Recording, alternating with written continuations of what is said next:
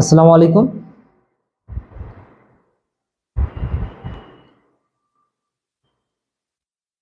আচ্ছা, কি অবস্থা সবার? আমার কথা ঠিকমতো শুনতে পাচ্ছ কিনা এটা আমাকে একটু বললো। হ্যাঁ। আচ্ছা, কি অবস্থা সবার? আমার কথা ঠিকমতো শুনতে পাচ্ছ কিনা এটা আমাকে একটু বললো।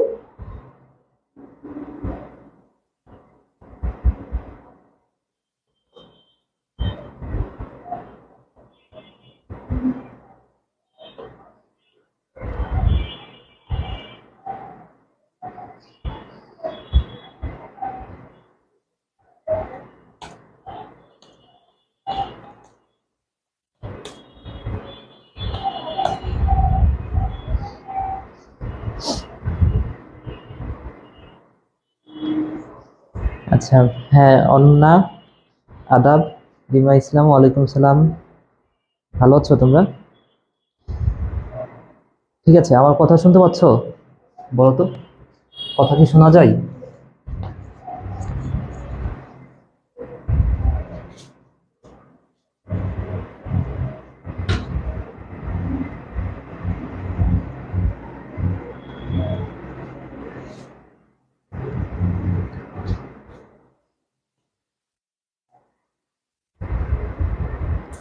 আচ্ছা, ইরফান আহমেদ আছো? কথা কি শুনতে পাচ্ছ নাকি পাচ্ছ না? এটা তো জানাইতেছো না তোমরা। উম্মে হাবিবা আক্তার, ওয়ালাইকুম সালাম।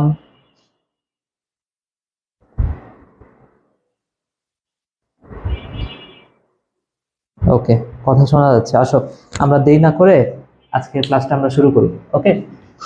আচ্ছা। আহ, আজকে আমরা পড়ব বোটানি চ্যাপ্টার 8 পার্ট 2। ঠিক আছে, আমরা গতকাল অনেক কিছু পড়েছি এই অধ্যায় সম্পর্কে। আজকে আমরা এর দ্বিতীয় অংশ নিয়ে আলোচনা করব। ওকে। আচ্ছা। হুম। ঠিক আছে। আহ, গতকাল আমরা কি কি পড়ছি সেটা আমি ফার্স্টে বলে দিই। আমরা গতকাল পড়ছি টিস্যু তন্ত্র নিয়ে। টিস্যু তন্ত্র। তো গতকাল আমরা দেখছি যে টিস্যু তন্ত্র তিন ভাগে ভাগ করা যায়।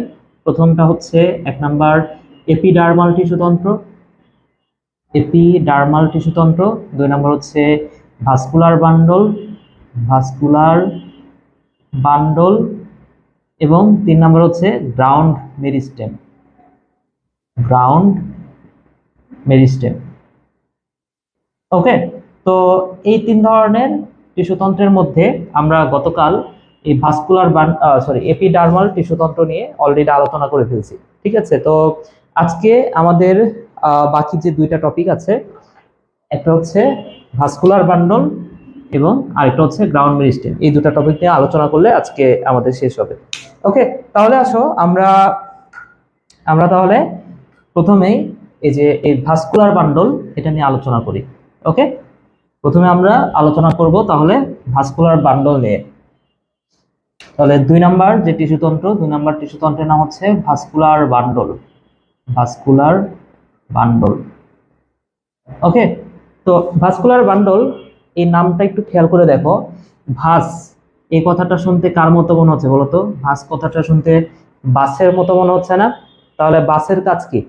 বাসের কাজ পরিবহন করা, তাই না? মানুষকে নিয়ে বাস কি করে পরিবহন করে, এক জায়গা থেকে আরেকটা জায়গায় যায়।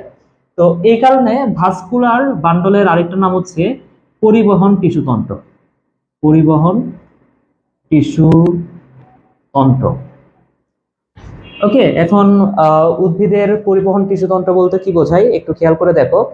আমরা মানুষের দেহে বিভিন্ন বস্তু পরিবহনের জন্য কি আছে? মানুষের রক্ত আছে, তাই না? কিন্তু উদ্ভিদের কি রক্ত আছে? রক্ত নাই। কিন্তু উদ্ভিদের যে খাবারটা তৈরি হচ্ছে, সেই খাবারটা কি উদ্ভিদের প্রতিটা কোষে পৌঁছাইতে হবে, তাই না? তাহলে উদ্ভিদে পৌঁছানোর জন্য নিশ্চয়ই রক্তের পরিবর্তে অন্য কিছু একটা আছে। তো যে জিনিসটা আছে সেটা হচ্ছে ভাস্কুলার টিস্যুতন্ত্র বা পরিবহন টিস্যুতন্ত্র। ওকে। তো এই ভাস্কুলার বান্ডল বা পরিবহন টিস্যুতন্ত্র এটা দুই ধরনের, মনে রাখো। একটাকে বলা হয় জাইলেম, আরেকটাকে বলা হয় ফ্লোয়েম। একটাকে বলা হয় জাইলেম, আরেকটাকে বলা হয় ফ্লোয়েম। এই দুটা জিনিস উদ্ভিদে খাদ্য খাদ্য এবং পানি পরিবহন করে। ওকে।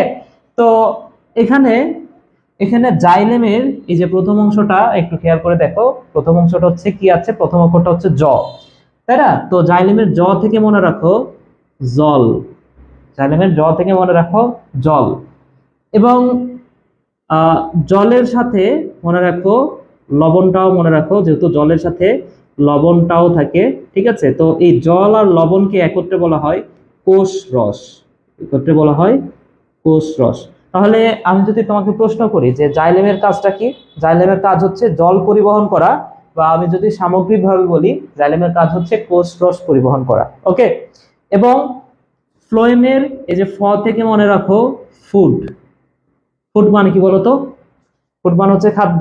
তাহলে যদি প্রশ্ন করি যে ফ্লোয়েমের কাজ কি, ফ্লোয়েমের কাজ হচ্ছে খাদ্য পরিবহন করা, তাই না? তাহলে ফ্লোয়েম কি করে? এটা খাদ্য পরিবহন করে, পরিবহন করে। ক্লিয়ার বিষয়টা? আর এটা কি করে? কোষ রস পরিবহন করে, ঠিক কিনা? ওকে। এবার আসো, জাইলেমের অংশ কয়টা মনে রাখো? জাইলেমের অংশ চারটি। তাহলে জাইলেম কয়টা অংশ দ্বারা গঠিত? চারটি অংশ আছে। এক নম্বর হচ্ছে ট্রাকিড, দুই নম্বর হচ্ছে vessel, tracheid, vessel, xylem parenchyma, xylem parenchyma, chyma, এবং চার নম্বর হচ্ছে জাইলেম ফাইবার। ওকে। তাহলে এই চার ধরনের এই চারটা অংশ দ্বারা গঠিত হয় কে? জাইলেম, ঠিক আছে? এবং ফ্লোয়েমেরও চারটা অংশ আছে। এক নম্বর হচ্ছে সিভনল, সিভনল, দুই নম্বর হচ্ছে সঙ্গীকোষ, সঙ্গীকোষ, তিন নম্বর হচ্ছে ফ্লোয়েম, ফ্লোয়েম প্যারেনকাইমা,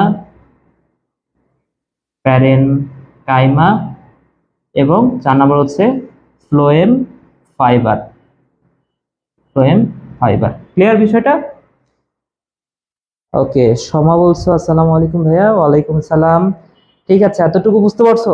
একটু বলো তো বুঝতে পারছো কিনা তোমরা?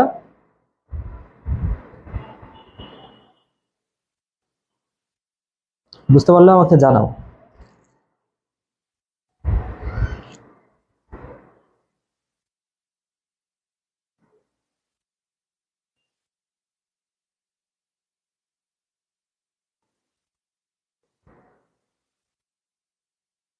হ্যাঁ, বুঝতে পারছো। ওকে, ঠিক আছে। তো মনে রাখো এখানে জাইলেম কথাটার অর্থ হচ্ছে মৃত। জাইলেম মানে কি? মৃত, ঠিক আছে? এবং ফ্লোয়েম কথাটা মানে ফ্লোয়েম সম্পর্কে মনে রাখো, ফ্লোয়েম হচ্ছে জীবিত, জীবিত। তাহলে জাইলেম কি? জাইলেম হচ্ছে মৃত কোষ, আর ফ্লোয়েম কি? ফ্লোয়েম হচ্ছে জীবিত কোষ। ওকে। এখন এই যে প্যারেনকাইমা আছে না, প্যারেনকাইমা, এটা আবার জীবিত, ঠিক আছে? প্যারেনকাইমা, কোনো ওয়ার্ডের মধ্যে প্যারেনকাইমা থাকা মানে প্যারেনকাইমাটা হচ্ছে জীবিত কোষ। তাহলে আমি যদি তোমাদের প্রশ্ন করি জাইলেম মানে তো মৃত, কিন্তু জাইলেমের একমাত্র জীবিত উপাদান কোনটা? জাইলেম প্যারেনকাইমা, ঠিক আছে? তাহলে জাইলেম প্যারেনকাইমাকে আমরা কি বলতে পারি? জাইলেমের একমাত্র জীবিত উপাদান, একমাত্র জীবিত উপাদান। ক্লিয়ার বিষয়টা? এবং ফ্লোয়েম, এবং এই যে ফাইবার আছে না, ফাইবার মানে আবার মৃত। তাহলে দেখো ফ্লোয়েম মানে হচ্ছে জীবিত, তার মানে কি ফ্লোয়েমের সবগুলো উপাদান হচ্ছে জীবিত। কিন্তু আমি যদি প্রশ্ন করি যে মৃত কোনটা, তাহলে ফ্লোয়েমের একমাত্র মৃত উপাদান, একমাত্র মৃত উপাদান হচ্ছে ফ্লোয়েম ফাইবার। ক্লিয়ার বিষয়টা? ওকে, ঠিক আছে।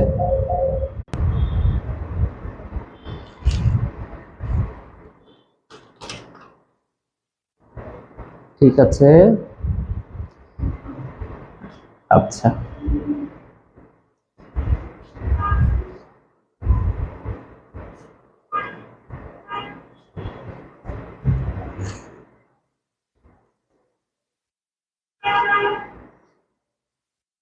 কি আরেকবার এক্সপ্লেন করব? তুমি কি লেটে জয়েন করছো নাকি?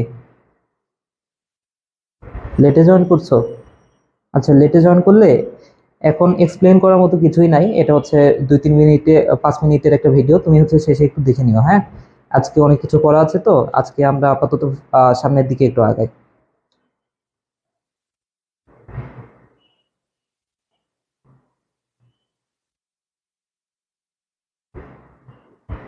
আচ্ছা, বোঝো নাই?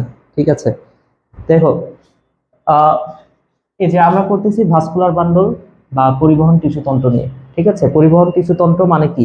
যে জিনিসগুলা উদ্ভিদের দেহে খাদ্য এবং পানি পরিবহন করে। ঠিক আছে, আমাদের দেহে কোনো কিছু পরিবহনের জন্য কি আছে? রক্ত আছে। তো উদ্ভিদের দেহে তো রক্ত নাই, তাই না? তাহলে উদ্ভিদের দেহে যে পানিটা উদ্ভিদ মূল দ্বারা শোষণ করতেছে, সেই মূল থেকে পানিটা কি পাতায় পৌঁছাইতে হবে না উদ্ভিদের, তাই না? দেখো, জাইলেমে তো এই কাজটা করে, এই মূল মূল থেকে পানিটা যে পাতায় পৌঁছাইতেছে, এই কাজটা করে কি? এই কাজটা করে হচ্ছে জাইলেম। ওকে, এবং পাতায় যে খাদ্যটা তৈরি হচ্ছে, পাতায় যে খাদ্যটা তৈরি হচ্ছে, এই খাদ্যটা উদ্ভিদের বিভিন্ন দেহের বিভিন্ন অংশে পৌঁছায় দেয় কে? পৌঁছায় দেয় হচ্ছে ফ্লোয়েম। ঠিক আছে, তো মনে রাখো, জাইলেম হচ্ছে জল পরিবহন করে আর ফ্লোয়েম খাদ্য পরিবহন করে। ওকে, আচ্ছা, তাহলে এরপরে আসো, এরপরে আসো আমরা এরপরের টপিকে যাই। এরপরের টপিকে যাই, সেটা হচ্ছে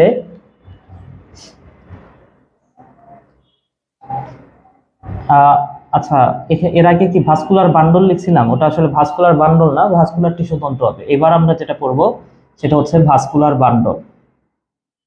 ভাস্কুলার ভাস্কুলার বান্ডল নিয়ে এবার আমরা পড়ব। ঠিক আছে, তো এই ভাস্কুলার বান্ডল এটাকে 3 ভাগে ভাগ করা হয়। এক নাম্বার, যদি আমি বলি, এক নাম্বার হচ্ছে সম এক নাম্বার হচ্ছে অরিও। ঠিক আছে, প্রথম যে ভাস্কুলার বান্ডল সেটাকে বলা হয় অরিও। 2 নাম্বার যে ভাস্কুলার বান্ডল সেটা হচ্ছে সমপার্শ্বীয়। সমপার্শ্বীয়।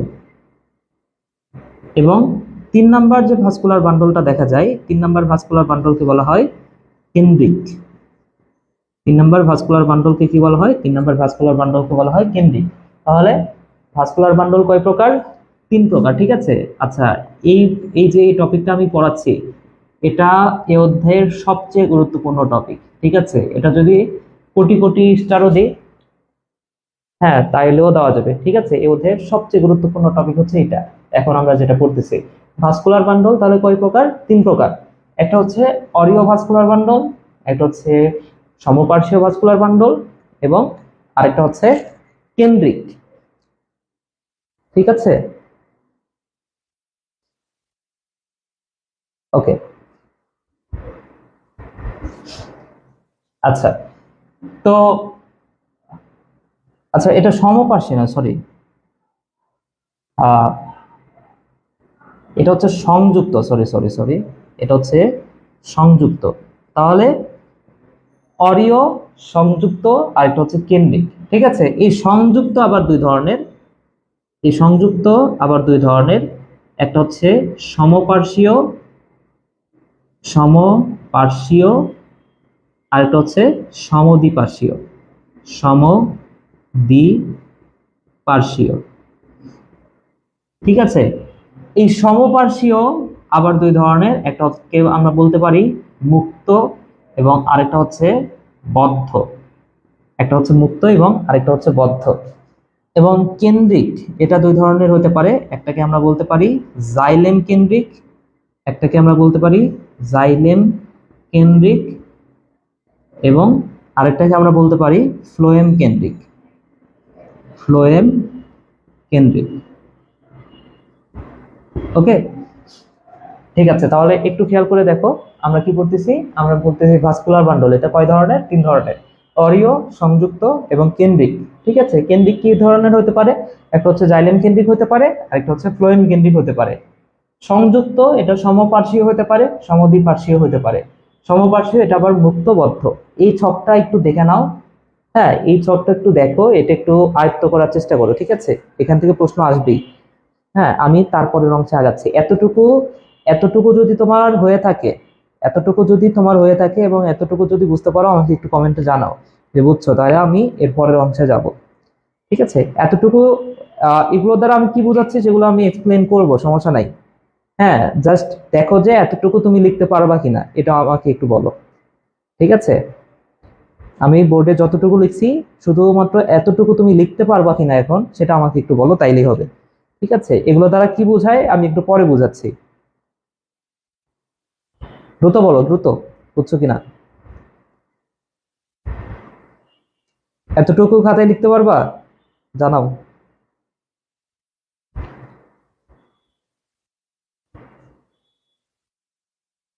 হ্যাঁ, আচ্ছা, উম্মে হাবিবা আক্তার, ঠিক আছে, অল ক্লিয়ার। আচ্ছা, এবার আসো, মনে রাখো এই যে অরিও যে ভাস্কুলার বান্ডলটা, অরিও যে ভাস্কুলার বান্ডলটা, এটা দেখা যায় অলওয়েজ মূলে, এই কথাটা মনে রাখো। অরিও ভাস্কুলার বান্ডল কোথায় দেখা যায়? অরিও ভাস্কুলার বান্ডল দেখা যায় মূলে। ঠিক আছে, এই কথাটা মনে রাখো। অরিও ভাস্কুলার বান্ডল কোথায় দেখা যায়? অরিও ভাস্কুলার বান্ডল দেখা যায় মূলে, আর কোথাও দেখা যায় না। ঠিক আছে, তাহলে অরিও যদি মূলে দেখা যায় তাহলে বাকিগুলা কোথায় দেখা যাবে? অবশ্যই কাণ্ডে দেখা যাবে, তাই না? অরিওটা দেখা যায় শুধুমাত্র মূলে, বাকিগুলা কোথায় দেখা যাবে? কাণ্ডে দেখা যাবে। তো এই যে এগুলো আমি বাকিগুলো এখন আমরা মনে রাখবো। মনে রাখো, ধরে নাও আমি দুইটা মেয়ের নাম বলবো, একজনের নাম হচ্ছে মুক্তা। ঠিক আছে, একজনের নাম কি? মুক্তা, এবং আরেকটা মেয়ের নাম হচ্ছে নদী। ঠিক আছে, তাহলে মুক্তা এবং নদী, এই দুটা মেয়ে না বড্ড একা। ঠিক আছে, এই কথাটা মনে রাখো। মুক্তা এবং নদী, এই দুটা মেয়ে, এই দুটা মেয়ে কেমন? এরা হচ্ছে বড্ড একা, বড্ড একা। ঠিক আছে, এখন দুটা মেয়ে যদি একা হয় তাহলে তাকে দেখে কি দিলে কেমন একটা করবে না? হ্যাঁ, কোন একটা ছেলে যদি তাদেরকে দেখে তাহলে তো তার দিলটা কেমন একটা করবে অবশ্যই, তাই না? তাহলে এই কথাটাই মনে রাখো, মুক্তা নদী এরা কি বড্ড একা। এই কারণে এই যে দ্বিবীজপত্রী, সরি, সমদ্বিপার্শ্বর, এই দিতে মনে রাখো দিলকে, দিলকে যে যতে জাইলেম কেন্দ্রিক, দিলকে জলে সেটা। ঠিক আছে, তাহলে মুক্তা নদী বড্ড একা, এই দিতে মনে রাখো দিলকে, যতে মনে রাখো জলে সেটা। ওকে, তাহলে এখানে মুক্তা মানে কি বলতো? মুক্তা মানে হচ্ছে মুক্ত, সমপার্শ্ব, সংযুক্ত। আর নদীতে মনে রাখো নতে হচ্ছে নগ্নবীজি, নগ্নবীজি। আর দিতে মনে রাখো দ্বিবীজপত্রী, দ্বিবীজপত্রী। হ্যাঁ, তাহলে নগ্নবীজি, নগ্নবীজি এবং দ্বিবীজপত্রীর কাণ্ডে অবশ্যই। ঠিক আছে, কোন ভাস্কুলার মন্ডলটা দেখা যায়? মুক্ত, সমপার্শ্বীয়, সংযুক্ত। ওকে, এরপর আসবো বড্ড একা। বড্ডতে মনে রাখো বদ্ধ, সমপার্শ্বীয়, সংযুক্ত। এবং একাতে মনে রাখো একবীজপত্রী কাণ্ড, এক বীজপত্রী উদ্ভিদের কাণ্ড। ঠিক আছে, এরপর আসো সমদ্বিপার্শ্বীয়। সমদ্বিপার্শ্বীয়র এই যে সমদ্বি, দ্বি থেকে মনে রাখো দিলকে। ঠিক আছে, লতে লাউ, আর কুতে কুমড়া, লাউ কুমড়া। ঠিক আছে, তাহলে লাউ, লাউ কুমড়াতে কি দেখা যায়? লাউ কুমড়াতে দেখা যায় সমদ্বিপার্শ্বীয় সংযুক্ত ভাস্কুলার বান্ডল। ওকে, এবং এবং জাইলেম কেন্দ্রিক জলে, জাইলেম কেন্দ্রিকের জ থেকে মনে রাখো জলে সেটা। তাহলে জতে জাইলেম কেন্দ্রিক, লতে লাইকো পোডিয়াম। আচ্ছা, ইংলিশে লিখে দিই, ইংলিশে হচ্ছে লাইকোপোডিয়াম সেলা। এই বানানগুলো একটু দেখে নিও তো, বইয়ে আমার মনে হচ্ছে না এই বানানগুলা।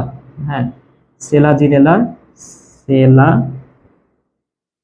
জিনেলা, এবং টেরিস, টেরিস।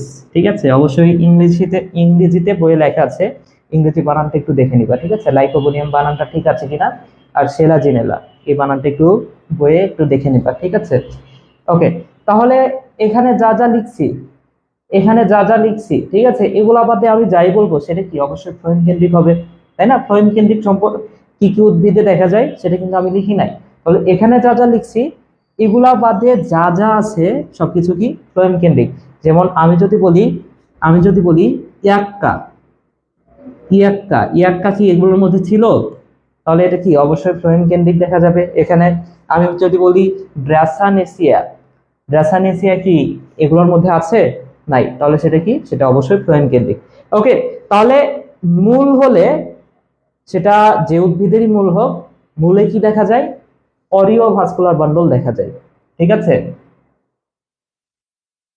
নগ্নবীজি এবং দ্বিবীজপত্রী উদ্ভিদে কি দেখা যায়? মুক্ত, তিনটে একসাথে বলতে হবে, মুক্ত, সমপার্শ্বীয়, সংযুক্ত।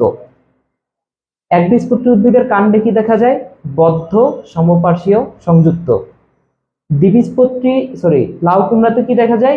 সমদ্বিপার্শ্বীয়, সংযুক্ত। ওকে, লাইকোপোডিয়া, সেলাজিনেলা এবং টেরিস এখানে কি দেখা যায়? জাইলেম কেন্দ্রিক। ঠিক আছে, এবং ইয়াক্কা, ড্রাসানেসিয়া বাকি যা আছে সবকিছুতে কি দেখা যায়? ফ্লোয়েম কেন্দ্রিক। ক্লিয়ার বিষয়টা? আচ্ছা, লেখাগুলা ঝাপসা কেন? ঝাপসা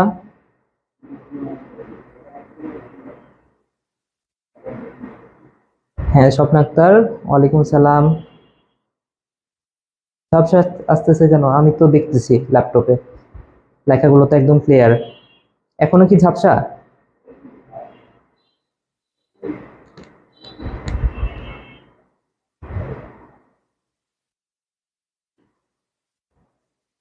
আচ্ছা, এতটুকু কি বুঝতে পারছো তোমরা? একটু বলো তো এতটুকু বুঝছো কিনা? ঝাপসা কি বলো? ঝাপসা কেন হবে? আচ্ছা, আমি একটু কাছে নিয়ে যাই, দেখো তো এবার দেখতে পাও কিনা।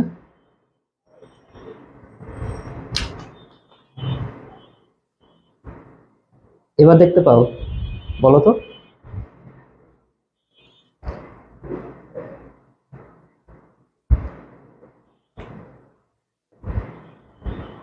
ঝাপসা তো থাকার কথা না? ঠিক আছে, হ্যাঁ ঠিক আছে, ওকে, ঠিক আছে। আচ্ছা, তাহলে এই বিষয়গুলো কি আমি একটু ব্যাখ্যা করি, আসো। হ্যাঁ, স্বপ্নার্থার জি ভাইয়া, বুঝতে পারছি, ওকে, ঠিক আছে। আহ, ছন্দটা অনেক ইন্টারেস্টিং না? মনে থাকবে তো, তাই না?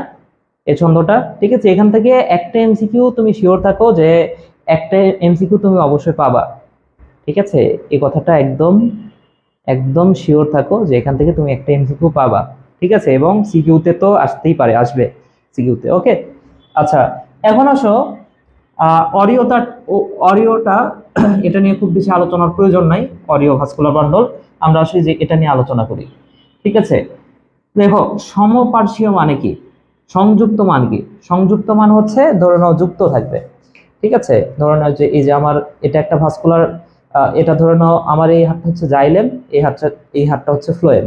এই দুটো যদি যুক্ত থাকে তাহলে কি সেটাকে আমরা বলবো সংযুক্ত, তাই কিনা? বুঝছো বিষয়টা? এটা হচ্ছে জাইলেম, এটা হচ্ছে ফ্লোয়েম, এই দুটো যুক্ত থাকলে তাহলে কি সেটা হচ্ছে সংযুক্ত। এখন সমপার্শ্বীয়, সমপার্শ্বীয় মানে কি? হ্যাঁ, দুইটা পাশাপাশি থাকলে সেটা হচ্ছে সমপার্শ্বীয়। ওকে, আচ্ছা, এবং মুক্ত, মুক্ত মানে কি? মুক্ত মান হচ্ছে ধরে নাও এই যে পাশাপাশি দুইটা হাত, একটা হচ্ছে জাইলেম, একটা হচ্ছে ফ্লোয়েম, এই দুটো তো যুক্ত আছেই, কিন্তু এই দুটার মাঝখানে আমি যদি এক্সট্রা কোনো একটা আবরণ দিয়ে দিই, দেখো তো এবার কি সম্পূর্ণ যুক্ত আছে? মাঝখানে একটু গ্যাপ আছে না? কেন গ্যাপ আছে? কারণ মাঝখানে আমার মার্কার আছে। ঠিক আছে, তো এই কারণে একটা গ্যাপ আছে। ঠিক আছে, তার মানে কি একটা হাত থেকে আরেকটা হাত মুক্ত অবস্থায় আছে। তো এটা হচ্ছে, তাহলে সমপার্শ্বীয় মানে কি? সমপার্শ্বীয় মানে হচ্ছে সেটা এমন, ধরে নাও এখানে এটা হচ্ছে জাইলেম, এটা হচ্ছে ফ্লোয়েম। ঠিক আছে, এখন দুটা তো পাশাপাশি আছে, তার মানে কি সমপার্শ্বীয় আছে। এখন এই দুটার মাঝখানে যদি আমি একটা এক্সট্রা লেয়ার দিয়ে দিই, হ্যাঁ, অর্থাৎ একটা ডিভাইডার দিয়ে দিই, যেটাকে আমরা বলবো ক্যাম্বিয়াম। এই ক্যাম্বিয়াম দিয়ে আমরা যদি একটা ডিভাইডার দিয়ে দিই, তাহলে সেটা কি একটা আরেকটা থেকে মুক্ত হয়ে যাবে, তাই না? তাহলে এটা হচ্ছে মুক্ত। এবং এইখানে যদি মাঝখানে যদি কোনো ডিভাইডার না থাকে, মাঝখানে যদি কোনো ডিভাইডার না থাকে, অর্থাৎ এই যে এটা হচ্ছে জাইলেম, এটা হচ্ছে ফ্লোয়েম, ঠিক আছে, মাঝখানে কোনো ধরনের ডিভাইডার নাই, হ্যাঁ, বা কোনো ক্যাম্বিয়াম নাই, তাহলে সেটাকে আমরা কি বলতে পারি? সেটা হচ্ছে বদ্ধ, একটা আরেকটার সাথে যুক্ত অবস্থায় আছে, বদ্ধ, তাই না? ওকে, এবার আসো সমপার্শ্বীয় কি? সমপার্শ্বীয়, সমদ্বিপার্শ্বীয়। সমদ্বিপার্শ্বীয় মানে হচ্ছে সমদ্বিপার্শ্বীয় মান হচ্ছে দুই পাশে থাকবে, ঠিক আছে। সমদ্বিপার্শ্বীয় মান হচ্ছে মাঝখানে কিছু একটা থাকবে এবং দুই পাশে কিছু একটা থাকবে, ঠিক আছে। তো মনে রাখো, মাঝখানে থাকে জাইলেম, ঠিক আছে, এবং দুই পাশে থাকে ফ্লোয়েম। ওকে, মাঝখানে থাকে জাইলেম এবং দুই পাশে থাকে ফ্লোয়েম। এবং আরেকটা কথা খুব গুরুত্ব সহকারে মনে রাখো, এই সমদ্বিপার্শ্বীয় এটা অলওয়েজ মুক্ত অবস্থায় থাকে। তার মানে কি, এখানে অবশ্যই ক্যাম্বিয়ামটা থাকবে, ঠিক আছে, এখানে অবশ্যই ক্যাম্বিয়ামটা থাকবে, ঠিক আছে। তাহলে এটা কি, এটা হচ্ছে ক্যাম্বিয়াম, এটা কে কি বলা হয়, এটা হচ্ছে ক্যাম্বিয়াম। ওকে, তাহলে এ হচ্ছে সমদ্বিপার্শ্বীয়। এরপর আসো, আচ্ছা এখন তোমাদের প্রশ্ন হতে পারে যে ভাইয়া, মাঝখানে আমি ফ্লোয়েম দিব, মাঝখানে জাইলেম না দিয়ে আমি ফ্লোয়েম দিব, দুই পাশে দিব জাইলেম, দুই পাশে দিব জাইলেম।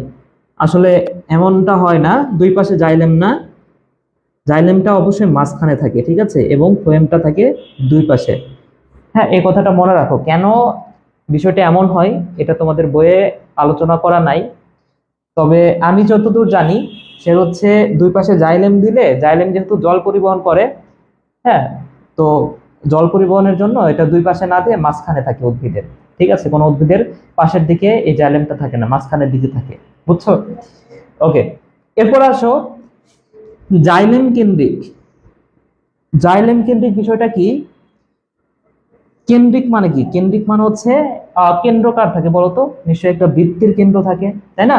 তো এটা ধরে নাও যে একটা বৃত্ত, এর মাঝখানে আরো একটা বৃত্ত আছে, ঠিক আছে। তো এই মাঝখানের যে ছোট বৃত্তটা, এখানে যদি জাইলেম থাকে এবং জাইলেমকে কেন্দ্র করে চারপাশে যদি ফ্লোয়েম থাকে, তাহলে কি সেটাকে আমরা কি বলতে পারি?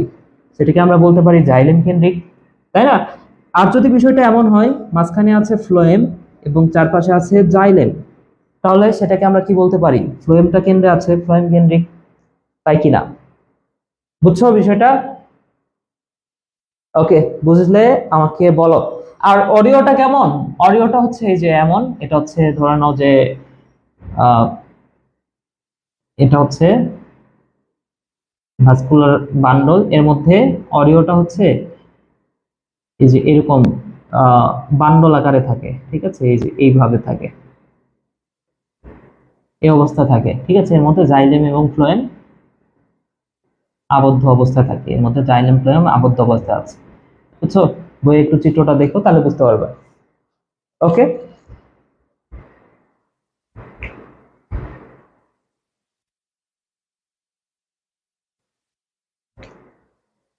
বুঝলে আমাকে বলো।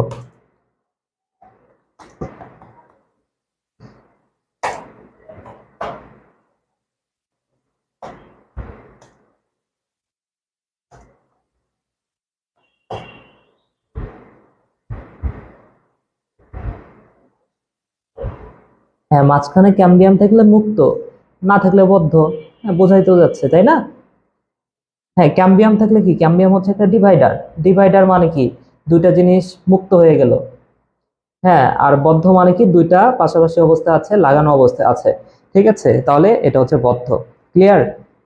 ঠিক আছে, বুঝতে পারছো ইরফান? বুঝতে পারছো? ঠিক আছে, এটা এখান থেকে কিন্তু অবশ্যই প্রশ্ন পাবা, 100% একটা প্রশ্ন পাবা, ঠিক আছে। ওকে, আসো। তাহলে আমাদের যে বিষয়টা বাকি আছে, এবার আমাদের যে বিষয়টা বাকি আছে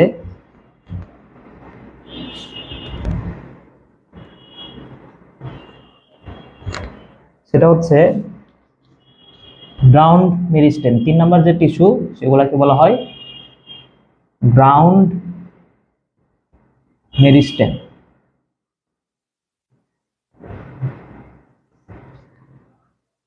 3 নম্বর টিস্যু হচ্ছে গ্রাউন্ড মেরিস্টেম। ওকে, তো গ্রাউন্ড মেরিস্টেম সম্পর্কে আমি কিছু বলবো না। গ্রাউন্ড মেরিস্টেমের ডাইরেক্ট আমি একটা চিত্র আঁকায় ফেলবো, ঠিক আছে। যে চিত্রটা তোমাদের পরীক্ষায় আঁকানো লাগতে পারে আর কি, মানে অবশ্যই আঁকাইতে হবে, এই অধ্যায় থেকে প্রশ্ন করা মানে ওই চিত্রগুলো দিবে আর কি, ঠিক আছে। একবীজপত্রী উদ্ভিদের মূল, দ্বিবীজপত্রী উদ্ভিদের মূল, একবীজপত্রী উদ্ভিদের কাণ্ড, দ্বিবীজপত্রী উদ্ভিদের কাণ্ড, এই চারটা তোমাদের চিত্র দিতে পারে। তো আমি ফার্স্টে একটা চিত্র আঁকায় ফেলি, একটা উদ্ভিদের মধ্যে কি কি টিস্যু তন্ত্র থাকতে পারে, সেই ওভারঅল একটা চিত্র আঁকায় ফেলি। ওকে, তাহলে তোমাদের বুঝতে আরো বেশি সুবিধা হবে। তো আচ্ছা, বুঝতে পারছো?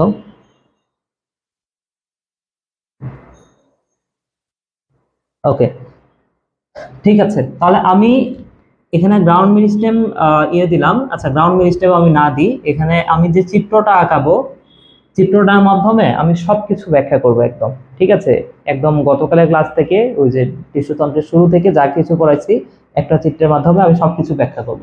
ওকে, তো এটার জন্য একটা উদ্ভিদ আমাদের নিতে হবে, এবং উদ্ভিদকে যদি আমি মাঝ বরাবর কাটার পরে উপর থেকে লক্ষ্য করি, তাহলে একটা উদ্ভিদকে কেমন দেখাবে? অবশ্যই গোলাকার দেখাবে, তাই না? চিন্তা করো, একটা উদ্ভিদ, এটা হচ্ছে একটা উদ্ভিদ, আমি জাস্ট এই বরাবর কাটবো, কাটার পরে উপর থেকে আমি দেখবো, তাহলে কি একটা উদ্ভিদ দেখতে গোলাকার দেখতে হবে না?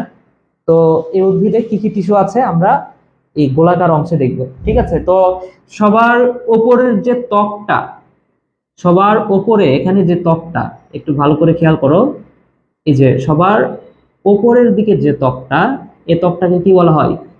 এই ত্বকটাকে অবশ্যই বলা হবে এপিডার্মিস, তাই কিনা? ঠিক আছে, উদ্ভিদের একদম বাইরের দিকে যে ত্বক বা সবচেয়ে ওপরের যে ত্বক। আচ্ছা, আমি পুরাটা আঁকাবো না, হ্যাঁ, এটা পুরাটা আঁকাবো না, আমি জাস্ট অর্ধেকটা আঁকাই বুঝাই দিই। ঠিক আছে, পুরাটা আঁকাইতে সময় লাগবে, আমি জাস্ট অর্ধেকটা আঁকাই তোমাদেরকে বুঝাই দিই। দেখো, সবচেয়ে বাইরের যে ত্বক, এই ত্বকটাকে আমরা কি বলতে পারি? এই ত্বকটাকে আমরা বলতে পারি এপিডার্মিস। এপিডার্মিস গতকাল আমরা পড়ছি। এখন এপিডার্মিসে কি থাকতে পারে? অনেক কিছু থাকতে পারে, যেমন এপিডার্মিসে রোম থাকতে পারে, বিভিন্ন ধরনের রোম থাকতে পারে, স্বল্প থাকতে পারে, দংশক্রম থাকতে পারে, তাই না? তাহলে এই যে এগুলা কি, এগুলো হচ্ছে রোম। ঠিক আছে, এগুলো হচ্ছে রোম। আচ্ছা, এরপর আসো, এপিডার্মিস মানে কি? এপি কথাটার অর্থ হচ্ছে ওপরে। এপি মানে কি? এপি মানে হচ্ছে ওপরে। তাহলে এপিডার্মিসের ঠিক নিচে, এপিডার্মিসের ঠিক নিচে আরো একটা ত্বক দেখা যায়। তো হাইপো কথাটার অর্থ হচ্ছে নিচে, তাহলে এই ত্বকটাকে আমরা কি বলতে পারবো? এই ত্বকটাকে আমরা বলতে পারবো নিশ্চয়ই হাইপোডার্মিস। ঠিক আছে, দেখো এখানে একটা ত্বক দেখা যাচ্ছে, এপিডার্মিসের ঠিক নিচে একটা ত্বক আছে, এই ত্বকটাকে আমরা কি বলি? এটাকে বলা হয় হাইপোডার্মিস। হাইপোডার্মিস, ক্লিয়ার বিষয়টা? ওকে, তো এই হাইপোডার্মিসের নিচ থেকে শুরু করে, হাইপোডার্মিসের নিচ থেকে শুরু করে এখানে গোলাকার অনেকগুলা কোষ দেখা যায় বা অনেকগুলা টিস্যু দেখা যায়। ঠিক আছে, এই যে দেখো,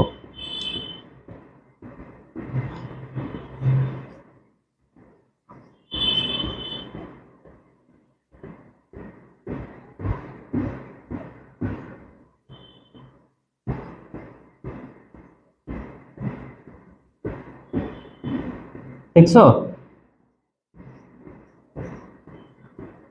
গোলাকার অনেকগুলা টিস্যু দেখতে পাচ্ছ?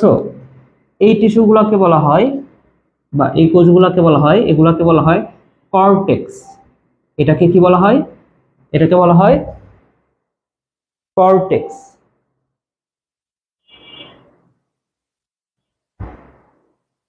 ঠিক আছে, আচ্ছা, কোথাও সমস্যা হলে আমাকে বলবা। এই অংশটার নাম কি? এই অংশটার নাম হচ্ছে কর্টেক্স। এই কর্টেক্সের ঠিক নিচ থেকে আরো একটা ত্বক দেখা যায়। এই কর্টেক্সের নিচ থেকে আরো একটা ত্বক দেখা যায়। ঠিক আছে, এই ত্বকটা পুরাটা জুড়ে আছে, আমি অর্ধেকটা দেখাচ্ছি তাই। ঠিক আছে, আচ্ছা, অর্ধেকটাই দেখাই তোমাদেরকে, তোমরা পুরাটা আঁকাবা আঁকানোর সময়, অথবা অর্ধেকটা আঁকাইলেও কোনো সমস্যা নাই, প্যারা নাই। ঠিক আছে, ওকে, তাহলে এই যে এইখানে আরো একটা ত্বক দেখা যায়, দেখছো এই ত্বকটা? এই যে এইখানে আরো একটা ত্বক দেখা যাচ্ছে, এই যে সেই ত্বকটা। ঠিক আছে, তাহলে দেখো আমরা ত্বক মোট কয়টা পাইলাম? এখানে ডার্মিস কথাটার অর্থ হচ্ছে ত্বক, তাই না? তাহলে এপি মানে কি? এপি মানে হচ্ছে ওপরে, ওপরের ত্বক। ওপরের ঠিক নিচে, নিচের ত্বকটাকে আমরা কি বলতে পারি? হাইপো। হাইপো কথাটার অর্থ হচ্ছে নিচে, তাহলে কি এপির ঠিক নিচে যে ত্বকটা সেটা কি? হাইপোডার্মিস, তাই না? কিন্তু আমি যদি বলি একদম ভেতরের ত্বক, ভেতরের কথাটা বায়োলজিতে কি বলে? ভেতরে, ভেতরে এটাকে কি দ্বারা প্রকাশ করা হয়? নিশ্চয়ই এন্ডো দ্বারা প্রকাশ করা হয়। তাহলে ভেতরের যে ত্বকটা সেটাকে আমরা কি বলতে পারি? এটাকে আমরা বলতে পারি এন্ডোডার্মিস। এন্ডোডার্মিস। ওকে, আচ্ছা, এন্ডোডার্মিস মানে কি? এন্ডোডার্মিস মানে হচ্ছে ভেতরের ত্বক। আচ্ছা, এরপরে আসো এই পরে এন্ডোডার্মিসের ঠিক পরে এইখানে আরো একটা ফাঁকা জায়গা থাকে। হ্যাঁ, এই যে এখানে একটা ফাঁকা জায়গা থাকে বা একটা চক্র থাকে, সাইকেল থাকে একটা বা চক্র থাকে। এই চক্রটাকে বলা হয় এই চক্রটাকে বলা হয় পরিচক্র। এই চক্রটাকে বলা হয় পরিচক্র বা পেরিসাইকেল। পেরিসাইকেল। ওকে, তাহলে এই অংশটাকে কি বলা হচ্ছে? এটাকে বলা হয় পরিচক্র বা পেরিসাইকেল। আচ্ছা, এবং ঠিক কেন্দ্রে একটা একটা ফাঁকা অংশ দেখা যায় ঠিক কেন্দ্র বরাবর। এটাকে বলা হয়, এই অংশটাকে বলা হয় মজ্জা। এই অংশটাকে বলা হয় মজ্জা।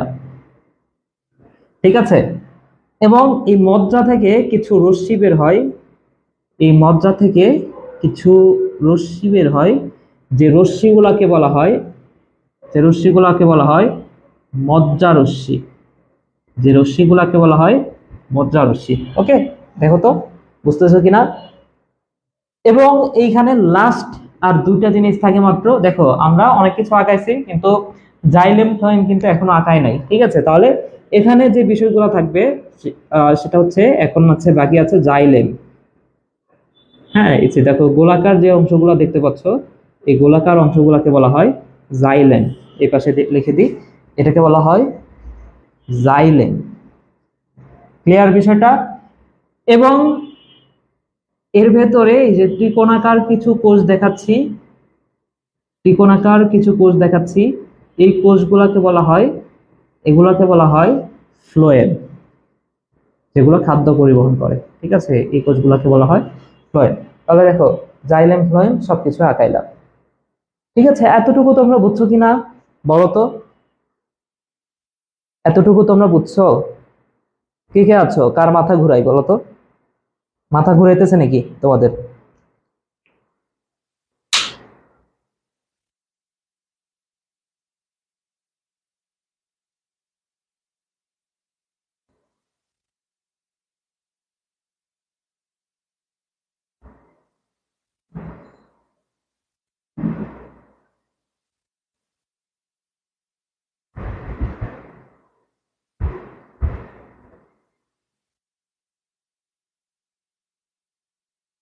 এই মনে থাকবে কিনা জানি না, মানে এটা এটা মনে না থাকলে এই অধ্যায় না ভাইয়া, এগুলো আগেও পড়ছি। হ্যাঁ জি ভাইয়া, বুঝছি। শাইলা বলছো বুঝছো। ওকে, এটা মনে না থাকলে হবে না তো, এটা এই অধ্যায় থেকে এটাই সবচেয়ে গুরুত্বপূর্ণ। হ্যাঁ, এই চিত্রটা তোমাকে আঁকাইতে দিবে 100%। ঠিক আছে, তোমার না দুদিন পর পরীক্ষা। আহ ঠিক আছে, সমা, বুঝতে পারছো? দেখো কিছুই না, তেমন কিছুই না। একটা উদ্ভিদে কি আছে? ওপরে আছে ওপরের ত্বক, তার নিচে আছে নিচের ত্বক, কর্টেক্স আছে, তার ভেতরে আছে ভেতরের ত্বক। ঠিক আছে, তারপরে কি আছে? পরিচক্র আছে, মাঝখানে আছে মজ্জা, মজ্জা থেকে যে রশ্মিগুলো বের হয় মজ্জা রশ্মি, জাইলেম ফ্লোয়েম, শেষ। বুঝছো? আর তেমন কিছুই নাই। তো আমি এখানে যেটা, হ্যাঁ এটা কইরো, বুঝছো? এখান থেকে প্রশ্ন আসবে। ঠিক আছে, তো আমি এখানে যেটা বুঝাইছি, এই জায়গাতে না ওই যে তিন ধরনের টিস্যুতন্ত্র দেখা যায়। তিন ধরনের টিস্যুতন্ত্র কি কি বলতো? একটা হচ্ছে এপিডার্মাল টিস্যুতন্ত্র, গতকাল পড়াইছি। একটা হচ্ছে গ্রাউন্ড মেরিস্টেম, আর একটা হচ্ছে ভাস্কুলার বান্ডল। সবগুলা টিস্যুতন্ত্র দেখাইছে। ঠিক আছে, তো এখানে একটু খেয়াল করে দেখো, এই যে রোম, এপিডার্মিস, এগুলো কি বলতো? এগুলো নিশ্চয়ই এপিডার্মাল টিস্যুতন্ত্র। এপিডার্মাল টিস্যুতন্ত্র গতকালে আমরা জানছি, তাই কিনা? এরপরে দেখো, এই যে ফ্লোয়েম আর একটা হচ্ছে জাইলেম, এগুলাকে আমরা কি বলতে পারি? ফ্লোয়েম এবং জাইলেম, এগুলাকে আমরা বলতে পারি, একটু আগে আমরা পড়লাম ভাস্কুলার বান্ডল, এগুলাকে আমরা বলতে পারি ভাস্কুলার বান্ডল, তাই কিনা? জাইলেম ফ্লোয়েমকে কি বলা হয়? Vascular bundle. তাহলে দেখো, এপিডার্মাল টিস্যুতন্ত্র আর ভাস্কুলার বান্ডল, এগুলা বাদে যাই আছে সবকিছুই কি গ্রাউন্ড মেরিস্টেম, তাই কিনা? এখানে বাকি যা কিছু আছে সবগুলাকে কি বলা হয়? সবগুলাকে বলা হয় গ্রাউন্ড মেরিস্টেম। বুঝছো বিষয়টা? বুঝছো তোমরা? ওকে, তো যদি বুঝে থাকো, আর ছোট্ট একটা বিষয় বোঝাই, সেটা হচ্ছে স্টিলি। তোমাদের বইয়ে একটা ওয়ার্ড আছে যেটাকে বলা হয় স্টিলি। স্টিলি কি? এই যে পরিচক্র থেকে পরিচক্র থেকে এই যে এপিডার্মিস আছে না, এই এপিডার্মিস পর্যন্ত যে অংশটা, সেটাকে বলা হয় স্টিলি। ঠিক আছে, তাহলে স্টিলি মানে কি? পরিচক্র থেকে পরিচক্র থেকে এপিডার্মিস পর্যন্ত অংশকে বলা হয় স্টিলি। ঠিক আছে, পরিচক্র থেকে এপিডার্মিস পর্যন্ত অংশটাকে কি বলা হচ্ছে? এই অংশটাকে বলা হয় স্টিলি। ঠিক আছে, তাহলে একটু খেয়াল করে দেখো, এখানে এই সবগুলাকে কি বলা হচ্ছে? গ্রাউন্ড মেরিস্টেম বলা হচ্ছে, তাই না? এখানে বাকি যা কিছু আছে সবগুলো হচ্ছে গ্রাউন্ড মেরিস্টেম। এখন গ্রাউন্ড মেরিস্টেম এটাকে আবার দুইটা ভাগে ভাগ করা হচ্ছে। দেখো, পরিচক্র থেকে উপরের দিকে যা কিছু আছে, অর্থাৎ এই যে এই তিনটা, একটা হচ্ছে হাইপোডার্মিস, কর্টেক্স এবং এন্ডোডার্মিস, এই তিনটা কি স্টিলের বাইরের অংশ না? তাহলে এই অংশটাকে বলা হয় বহিঃস্টিলি। সরি, আমি কি ভুল লিখছি? আচ্ছা, পরিচক্র থেকে এপিডার্মিস না তো, সরি আমি ভুল লিখছি। এই যে এটা হচ্ছে পরিচক্র, পরিচক্র থেকে শুরু করে এই যে মজ্জা, সরি আমি ভুল লিখে ফেলছি। পরিচক্র থেকে এই মজ্জা পর্যন্ত অংশকে কি বলা হয়? মজ্জা পর্যন্ত অংশকে বলা হয় স্টিলি। ঠিক আছে, তাহলে এই পরিচক্র থেকে বাইরের দিকে, অর্থাৎ স্টিলির বাইরের অংশগুলা, অর্থাৎ হাইপোডার্মিস, কর্টেক্স এবং এন্ডোডার্মিস, এই তিনটা অংশকে আমরা কি বলতে পারি? এই তিনটা অংশকে আমরা বলতে পারি বহিঃস্টিলীয় অঞ্চল।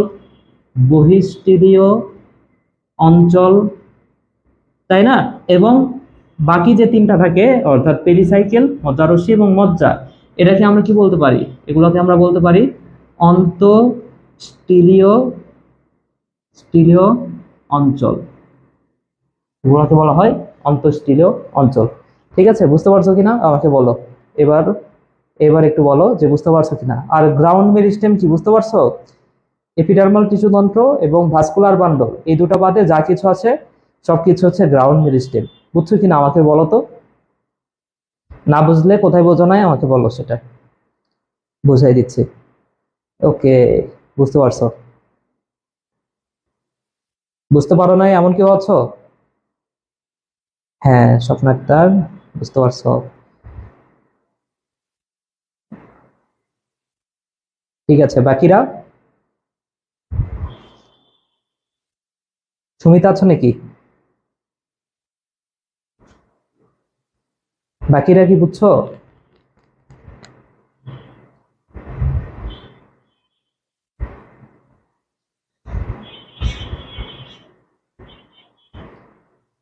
আচ্ছা, ঠিক আছে।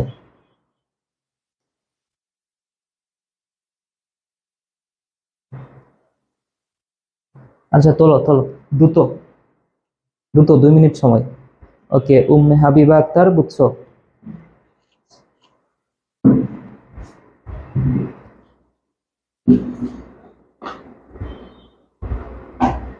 2 মিনিটে তুলে নাও, হ্যাঁ।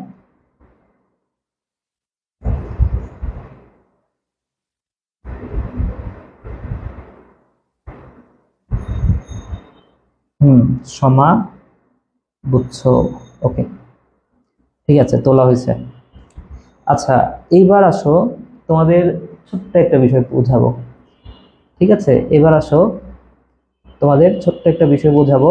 এবং এরপরে এই অধ্যায়টা আসলে ছোট্ট একটা অধ্যায় হইলো, এই অধ্যায়ে অনেক কিছু আছে।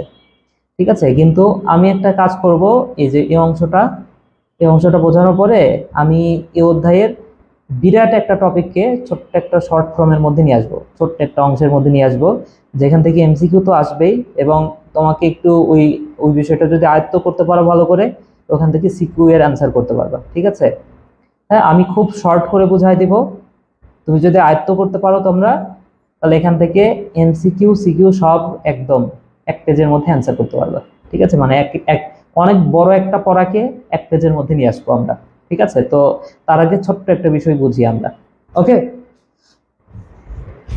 তো এখানে দেখো, এখানে একটু খেয়াল করে দেখো যে জাইলেম গুলো আঁকাইছি,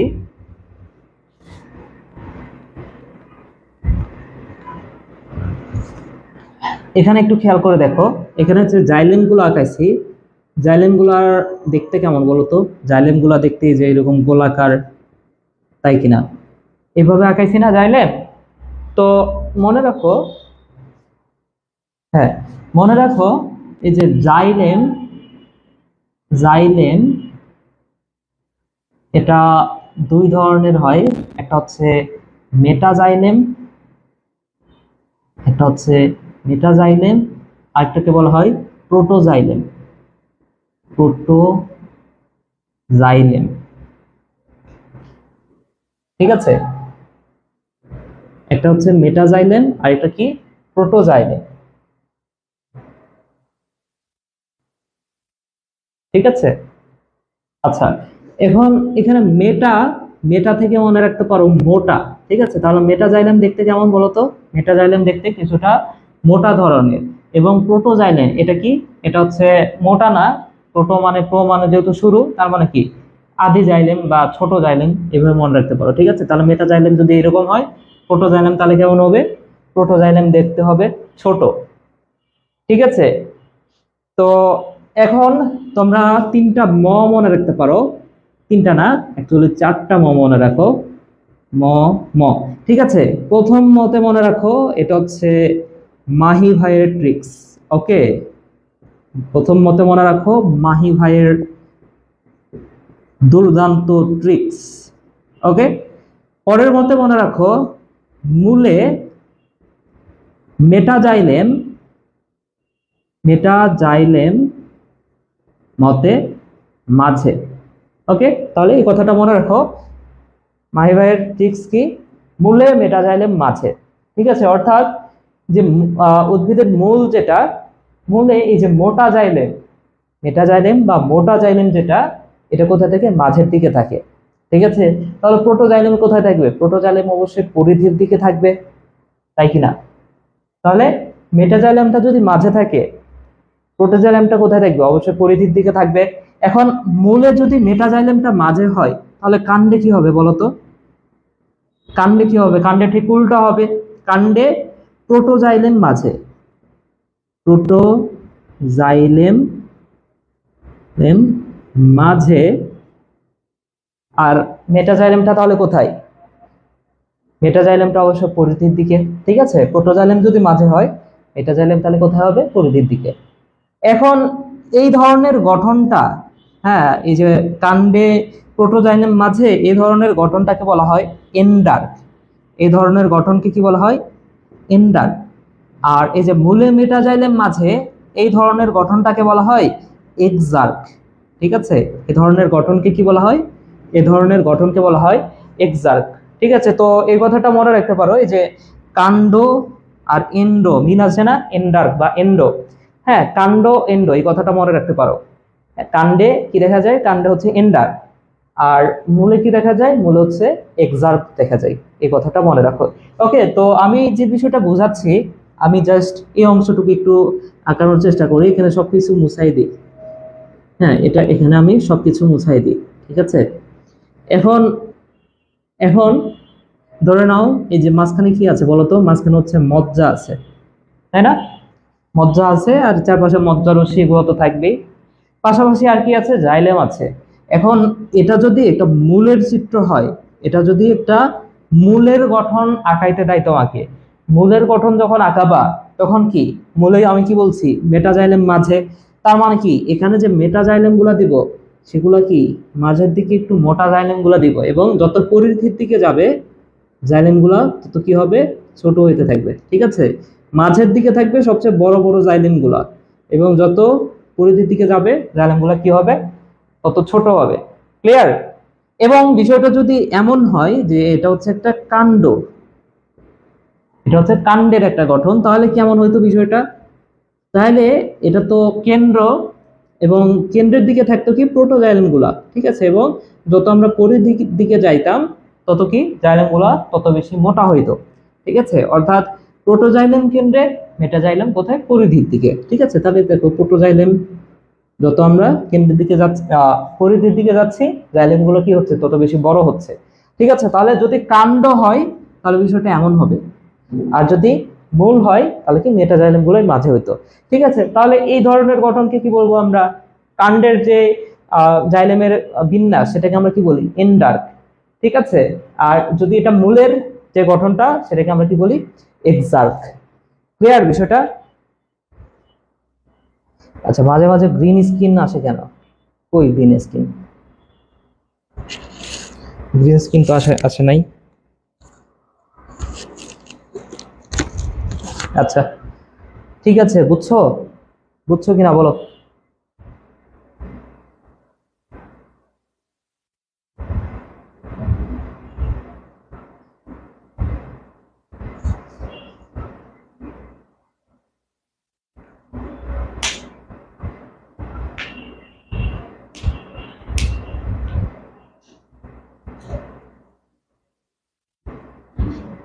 হ্যাঁ বুঝতে পারছো, স্বপ্নাক্তার সবে জানো, ঠিক আছে, গুড। এগুলো কোথা থেকে শিখছো স্বপ্না?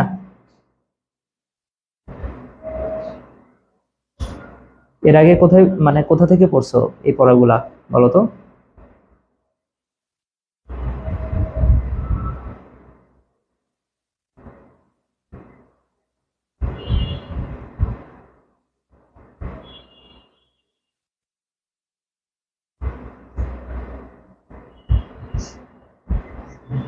ওকে, কোচিং থেকে। হ্যাঁ, উম্মে হাবিবা আক্তার, ঠিক আছে।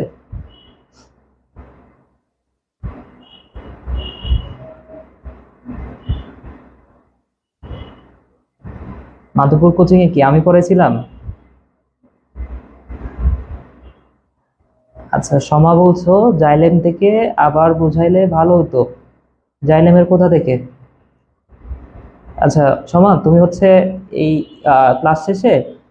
ক্লাস শেষে, তুমি আরেকবার এই 5 মিনিটের এই অংশটুকু তুমি আরেকবার দেখে নিবা, ঠিক আছে। যদি না বুঝতে পারো তাহলে আমাকে প্রশ্ন করো, ঠিক আছে।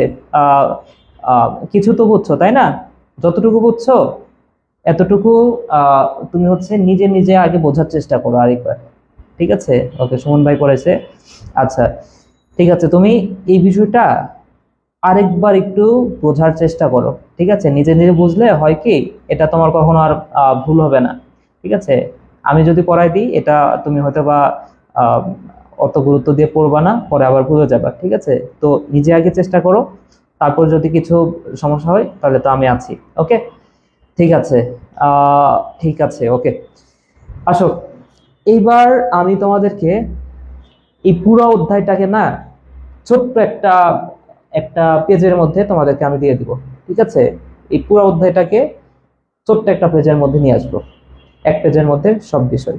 এখন ওই বিষয়টা, ওই ওই এক পেজ যদি তুমি মুখস্থ করতে পারো তাহলে এই পুরো অধ্যায় আর কিচ্ছু করতে হবে না, ঠিক আছে। এখন পড়ার পরে আসলে শুধু পড়লেই হবে না, মুখস্থ করলেই হবে না, বুঝতে হবে বিষয়গুলো, ঠিক আছে। তো এখানে দেখো, এখানে আমি যে চিত্রটা আঁকাইছি, এই চিত্রটাতে আসলে সবকিছু বর্ণনা করা আছে। হ্যাঁ, এই চিত্রটাতে এই যে কর্টেক্সও আছে, এখানে মজ্জাও আমি আঁকাইছি, অর্থাৎ একটা উদ্ভিদের মূল এবং কাণ্ডে যা কিছু থাকা সম্ভব আমি সবকিছু আঁকাইছি এই জায়গাতে, ঠিক আছে। একটা উদ্ভিদের মূল এবং কাণ্ডে যা কিছু থাকা সম্ভব সবকিছু আঁকাইছি। এখন বিষয়টা এমন হইতে পারে যে মূলে এই মজ্জাটা নাও থাকতে পারে, ঠিক আছে। বা মূলে, মূলে না, একবীজপত্রী উদ্ভিদে এমন হতে পারে, একবীজপত্রী উদ্ভিদের কাণ্ডে এই যে এইটা নাও থাকতে পারে, এমন হতে পারে, ঠিক আছে। অথবা এই যে পরিচক্রটা, এটা নাও থাকতে পারে। কর্টেক্স, এগুলো ছোট হতে পারে, বড় হতে পারে, ঠিক আছে। তো আমি এক ছকের মধ্যে সেটা আমি বলে দিব। হ্যাঁ, তোমার যদি আহ, এখানে তো যে চিত্রটা আঁকাইছি এটা ওভারঅল একটা পুরা চিত্র, ঠিক আছে। এখন আমি যে ছকটা পড়াবো ওখানে যদি আমি বলি যে একবীজপত্রী উদ্ভিদের কাণ্ডে পরিচক্র নাই, পরিচক্র নাই। এই বিষয়টা যদি আমি ছকের মধ্যে বলে দিই, তাহলে তখন তুমি যখন চিত্রটা আঁকাবা, তোমাকে যদি বলে যে একবীজপত্রী উদ্ভিদের কাণ্ডের চিত্র আঁকো, চিত্র আঁকানোর সময় অবশ্যই পরিচক্রটা দিবা না, ঠিক আছে? তাহলে যে চিত্রটা হবে সেটা হবে একবীজপত্রী উদ্ভিদের কাণ্ডের চিত্র। বুঝছো? তো আমি আগে ওই ছকটা পড়াই, তারপরে তোমাদের যদি সমস্যা থাকে আমাকে বললো। ওকে, ঠিক আছে, আসো।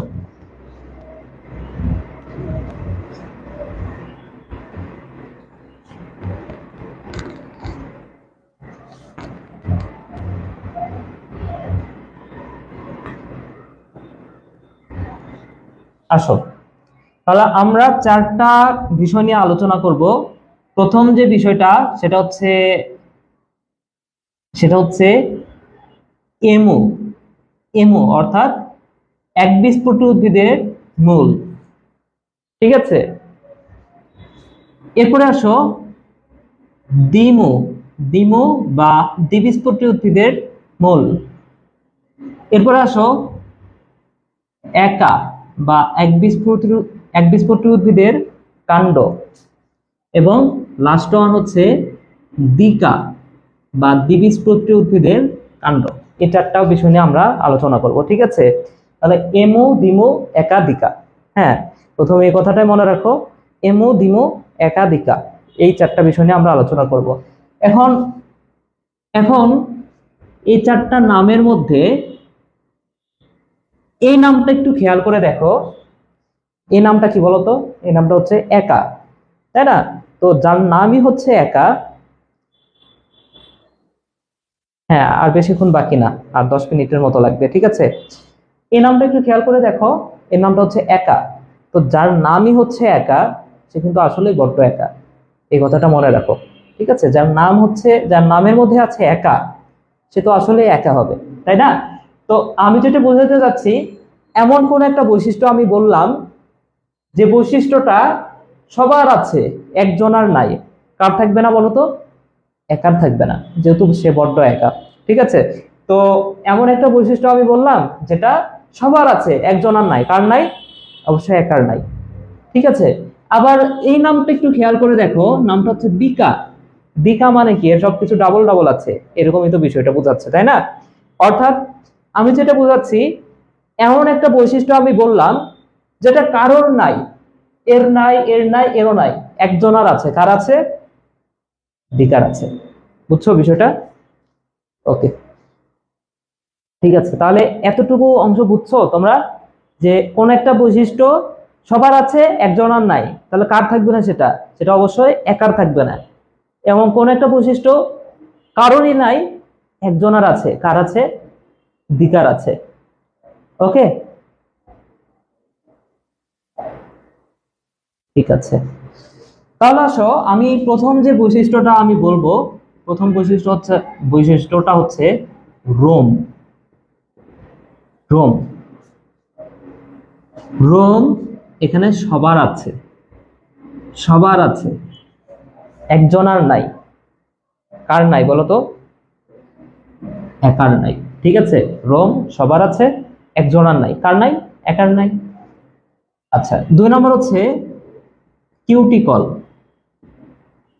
কিউটিকল, আচ্ছা, কিউটিকল এটা হচ্ছে একটা আবরণ। হ্যাঁ, উদ্ভিদের ত্বকের উপর একটা আবরণ। ধরে নাও যে আমরা শীতকালে কি করি, শীতকালে যে ত্বকের উপরে গ্লিসারিন দিই না, তো এই ত্বকের উপর এক্সট্রা ভাবে একটা আবরণ দিচ্ছি, সেটা হচ্ছে গ্লিসারিনের আবরণ, যাতে আমাদের দেহ থেকে পানিটা বের না হইতে পারে, ঠিক আছে? তো উদ্ভিদেরও ত্বকেরও একটা আবরণ হচ্ছে কিউটিকল, কিউটিকলের আবরণ। এখন একটা বিষয় বোঝো, আহ, মূলের কাজ কি? মূলের কাজ হচ্ছে পানি শোষণ করা। এখন মূলে যদি বেশি আবরণ দেওয়া হয়, মূলে যদি একটা এক্সট্রা আবরণ দেওয়া হয়, সেটা কি পানি শোষণের জন্য ভালো হবে? আবরণ দিলে অবশ্যই পানি শোষণ করতে একটু কষ্ট হবে, তাই না?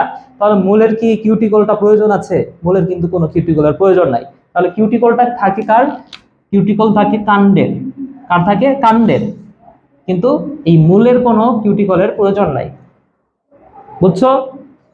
ওকে, এরপরে আসো 3 নম্বর হচ্ছে কর্টেক্স। কর্টেক্স, তাহলে মূলের কর্টেক্স, দেখো কর্টেক্স এর কাজ কি? কর্টেক্স মানে বুঝছো? এই যে কর্টেক্স মানে হচ্ছে গোলাকার যে অংশগুলো আমরা দেখছিলাম, তো কর্টেক্সের কাজ হচ্ছে খাদ্য, পানি ইয়ে করা, পানি জমা রাখা, খাদ্য জমা রাখা।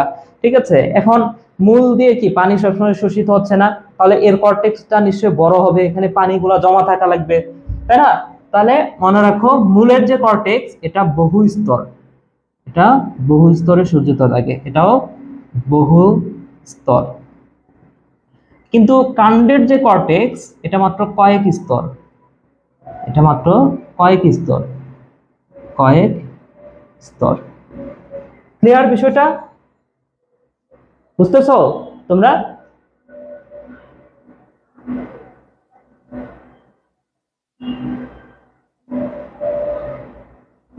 বুঝতেছো? ওই চিত্রটার কথা খেয়াল করে দেখো, ওই চিত্রটা একটু দেখো, যে যে চিত্রটা করলাম কর্টেক্স কোন অংশটাকে বোঝাচ্ছে। ঠিক আছে, মূলের কর্টেক্স এটা বহু স্তরে থাকে এবং কাণ্ডের কর্টেক্স এটা কয়েক স্তরে থাকে। আচ্ছা, কর্টেক্সের পরের অংশটা তাহলে কি? 4 নাম্বার যে অংশটা দেখো, কর্টেক্সের ঠিক পরের অংশে, আচ্ছা হাইপোডার্মিস কি করছি আমরা? হাইপোডার্মিস তো করি নাই, তাহলে 3 নাম্বার, আচ্ছা 4 নাম্বার হচ্ছে হাইপোডার্মিসটা একটু বলে দিই। হাইপোডার্মিস, হাইপোডার্মিস বা অধঃত্বক, ঠিক আছে, বা নিচের ত্বক। হাইপোডার্মিস মনে রাখো এটাও এক্সট্রা একটা আবরণ। ঠিক আছে, হাইপোডার্মিস এটা মূলের প্রয়োজন নাই, এখানে এক্সট্রা কোনো আবরণের বা এক্সট্রা কোনো ত্বকের প্রয়োজন নাই, কারণ মূলকে পানি শোষণ করতে হবে। ঠিক আছে, এখন এক্সট্রা যদি ত্বক থাকে তাহলে সেটা পানি শোষণের জন্য বাধা। ঠিক আছে, তাহলে এটা মূলের কোনো প্রয়োজন নাই, এটা কার থাকে? এটা থাকে কাণ্ডের। ওকে, এরপর আসো 5 নাম্বার হচ্ছে অন্তত্বক, অন্তত্বক বা এন্ডোডার্মিস, এন্ডোডার্মিস,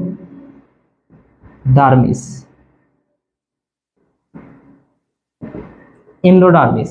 ঠিক আছে, তো অন্তত্বক, অন্তত্বক সবার আছে, একজন আর নাই। কার নাই? অবশ্যই একার নাই। সবার আছে, একজন আর নাই। কার থাকবে না? অবশ্যই একার থাকবে না, তাই কিনা?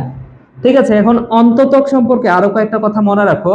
প্রথম কথাটা হচ্ছে এই অন্তত্বকে পার্শ্ব প্রাচীর থাকে, পার্শ্ব প্রাচীর। ঠিক আছে, তো মনে রাখো পার্শ্ব প্রাচীর, মূলের পার্শ্ব প্রাচীরটা কিছুটা স্থূল হয়, কিছুটা স্থূল হয়, পার্শ্ব প্রাচীর স্থূল, কিন্তু কাণ্ডের যে পার্শ্ব প্রাচীর এটা স্থূল নয়, স্থূল নয়। ঠিক আছে, এটা স্থূল নয়। ক্লিয়ার বিষয়টা? ওকে, পার্শ্ব প্রাচীরের পরে আসো শ্বেতসার আবরণ, শ্বেতসার আবরণ। মনে রাখো শ্বেতসার আবরণ কারোরই নাই, শ্বেতসার আবরণ কারোরই নাই, তাহলে কার আছে? কোন একটা বিষয় যদি একজনারই থাকে সেটা কার থাকে? দ্বিকার থাকে, তাই না? তাহলে শ্বেতসার আবরণ কারোরই নাই, একজনার আছে। কার আছে? দ্বিকার আছে। ওকে, এবং লাস্ট আরেকটা কথা, এই অন্তত্বক থেকে আরেকটা কথা মনে রাখো, সেটা হচ্ছে ক্যাসপেরিয়ান ফিতা, ক্যাসপেরিয়ান, ক্যাসপেরিয়ান ফিতা। তো এই ক্যাসপেরিয়ান ফিতা মনে রাখো মূলের আছে তবে কাণ্ডের থাকে না।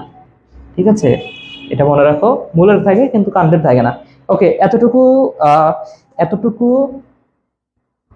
হ্যাঁ, চিত্রটার জন্য ইমেজ করতে সুবিধা হচ্ছে। হ্যাঁ, গুড। ঠিক আছে, এতটুকু তোলা হলে আমাকে বলো, আমরা এর পরের অংশে যাই তাহলে।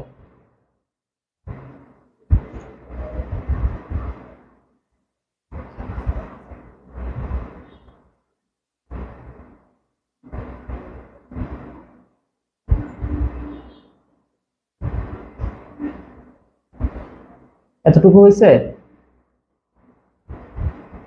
হ্যাঁ, ডান। ঠিক আছে, আসো আমরা এর পরের অংশে যাই তাহলে। অন্তত্বকের পরের অংশটা কি? নিশ্চয় পরিচক্র। ঠিক আছে, তাহলে 5 নাম্বারের পরে 6 নাম্বার যে অংশটা, 6 নাম্বার যে অংশটা সেটা কি? পরিচক্র বা পেরিসাইকেল, পরিচক্র। তাহলে পরিচক্রটা সবার আছে, একজন আর নাই। কার নাই? একার নাই, সবার আছে, একজনের নাই, কার নাই? একার নাই।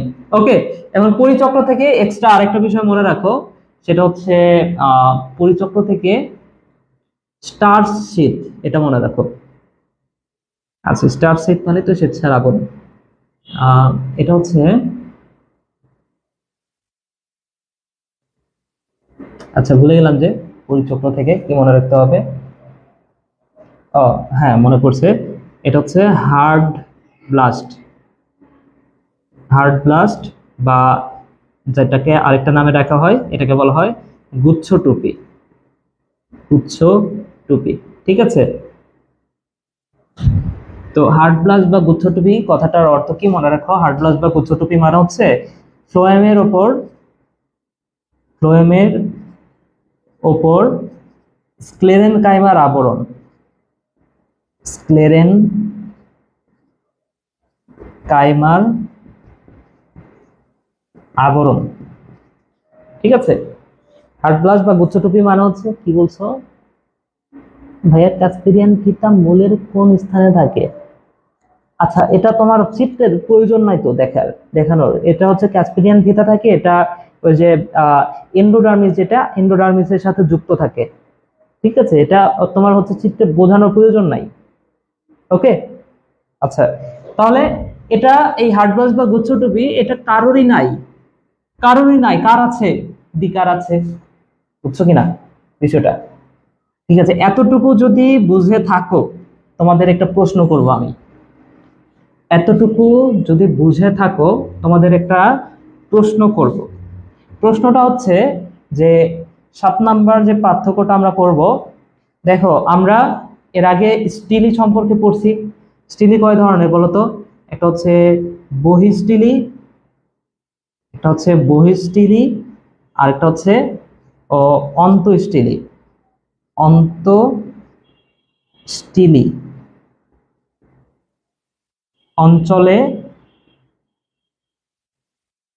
ভাগ করা, ঠিক আছে। তাহলে বলো তো তোমরা, একটু বুদ্ধি খাটায় বলবা, ঠিক আছে। যে প্রশ্নটা করব একটু বুদ্ধি খাটায় বলবা যে বহিঃস্টিলীয় অঞ্চল এবং অন্তঃস্টিলীয় অঞ্চলে ভাগ করা যায়, ভাগ করা যায় কাকে আর যায় না কাকে? হ্যাঁ, এই চারটার মধ্যে কাকে অন্তঃস্টিলীয় অঞ্চলে ভাগ করা যায় না বা বহিঃস্টিলীয় অঞ্চলে ভাগ করা যায় না? এটা একটু বুদ্ধি খাটায় বলো তো তোমরা, দেখি কে পারো। কাকে ভাগ করা যায় না বা কাকে ভাগ করা যায়, এটা একটু বুদ্ধি খাটায় বলো দেখি।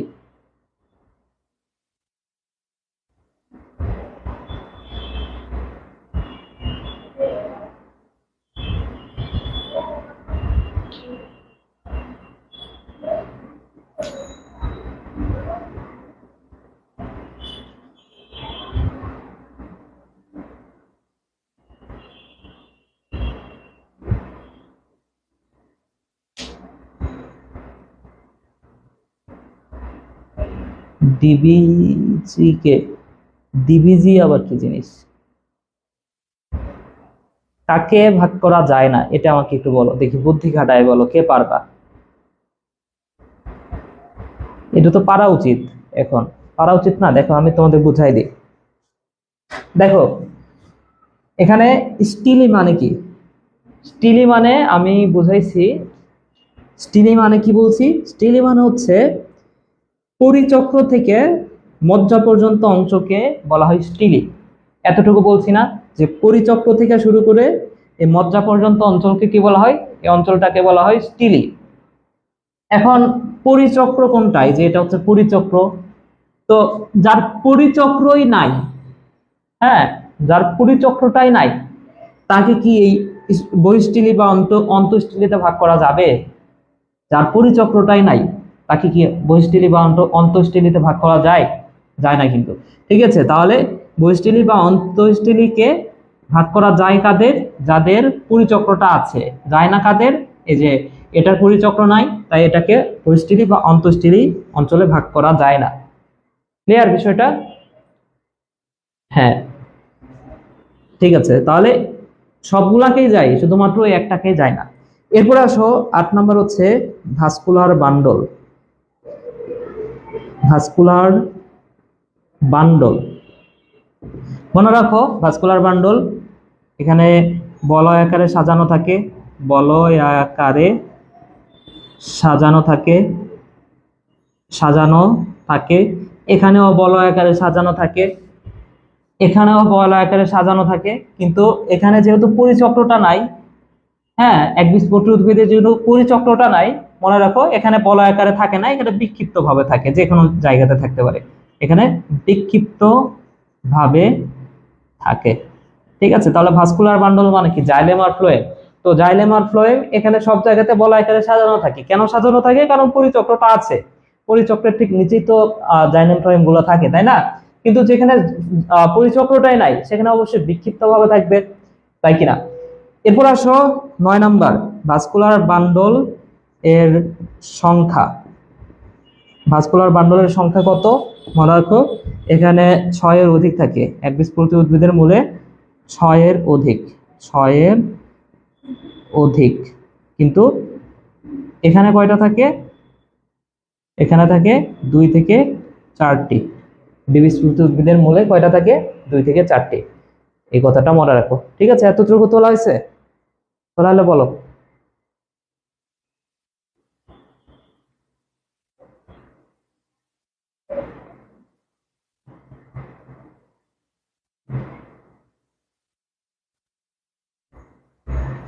ঠিক আছে, তাহলে আমি উপরের দিকে মুছে দিই। হ্যাঁ, দেখো এরপরের অংশটা কি? এরপরের অংশটা হচ্ছে, আচ্ছা, আমি জাইলেম সম্পর্কে বলি। 10 নাম্বার হচ্ছে জাইলেম সম্পর্কে বলি। জাইলেম, একবীজপত্রী উদ্ভিদের মূলের জাইলেমটা কেমন? এটা হচ্ছে গোলাকার, গোলাকার। ঠিক আছে, দ্বিবীজপত্রী উদ্ভিদের মূলের কেমন? বহুকোণ বিশিষ্ট হয়। হ্যাঁ, একার কেমন হয়? একার হচ্ছে এটা ওয়াই বা ভি আকৃতির, ওয়াই বা ভি আকৃতির হয়। ঠিক আছে, এবং এইটা দ্বিবীজপত্রী উদ্ভিদের কাণ্ডে এটা লম্বাকৃতি, এটা লম্বাকৃতির হয়। এই কথাটা মনে রাখো। ঠিক আছে, ওকে। এরপর আসো 11 নাম্বার, মজ্জা রশ্মি, মজ্জা সম্পর্কে আমরা পড়ি। মজ্জা সম্পর্কে আমরা পড়ি। মনে রাখো একবীজপত্রী উদ্ভিদের মূলের মজ্জা যেটা, এটা বড় হয়, বড়, এবং যেটা বড় হবে সেটা কিন্তু সুস্পষ্ট হয়, সুস্পষ্ট হয়। দ্বিবীজপত্রী উদ্ভিদের মূলের যে মজ্জাটা, এটা যেহেতু ছোট হয়, ছোট হলে সেটা কি হবে? অস্পষ্ট, সেটা অস্পষ্ট হবে। এবং এটার কোনো মজ্জা থাকে না, এখানে মজ্জাটা থাকে। ঠিক আছে, আর লাস্ট ওয়ান সেটা হচ্ছে মজ্জা রশ্মি, মজ্জা রশ্মি। ঠিক আছে, মজ্জা রশ্মি সবগুলাতেই থাকে, একজনের থাকে না, সেটা হচ্ছে একার থাকে না। ক্লিয়ার বিষয়টা? বুঝতে পারছো? হ্যাঁ, এই যে ডান। ঠিক আছে, দেখ বুঝতে পারছো, ভালো। ঠিক আছে, থ্যাংক ইউ। ঠিক আছে, বুঝতে পারলে আমাকে বলো যে বুঝছো কিনা। সব বুঝতে পারছো?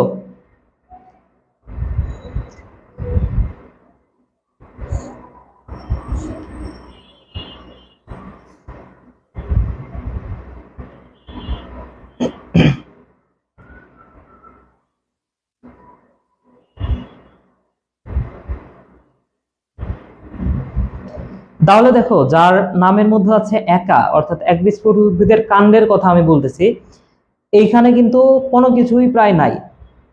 ঠিক আছে, তো তোমরা, তোমাদেরকে একটা হোমওয়ার্ক দিই, এটা তোমাদের যাদের সামনে এইচএসসি পরীক্ষা, তোমরা নিজ দায়িত্বে করবা।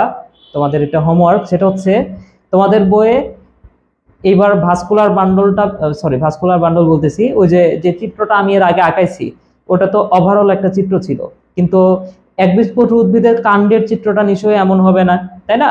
তো বইয়ে বই থেকে ওই একবীজপত্রী উদ্ভিদের কাণ্ডটা কেমন হয় সেটা একটু বের করবা, বের করে তোমরা একটু চেক আপ দিবা। ঠিক আছে, দিয়ে আঁকানোর চেষ্টা করবা। এখন তোমরা দেখলেই বুঝতে পারবা। ঠিক আছে, এই যে যে ছকটা আমি এখনই করাই দিলাম, এই ছকটা হাতে রাখবা, দেখবা যে একবীজপত্রী উদ্ভিদের কাণ্ডে কি নাই। কাণ্ডে অবশ্যই পরিচক্রটা পাবা না। ঠিক আছে, তো বইয়ের মতো করে একটু আঁকানোর চেষ্টা করবা। ঠিক আছে, বা আমি যে চিত্রটা আঁকাইছি সেখান থেকে যদি তুমি ওই পরিচক্রটা বাদ দাও, যদি অন্তত ওটা বাদ দাও, তাহলে কি একবীজপত্রী উদ্ভিদের কাণ্ড এটা চিত্র হয়ে যাবে। তাই না? হ্যাঁ, চ্যাপ্টার শেষ, এটা চ্যাপ্টার শেষ। ওকে, ঠিক আছে। কোনো প্রশ্ন আছে? প্রশ্ন থাকলে আমাকে বলো, প্রশ্ন আছে কিনা। সমা, তুমি তো আজকে ফার্স্ট ক্লাস করতেছো মনে হয়, তাই না?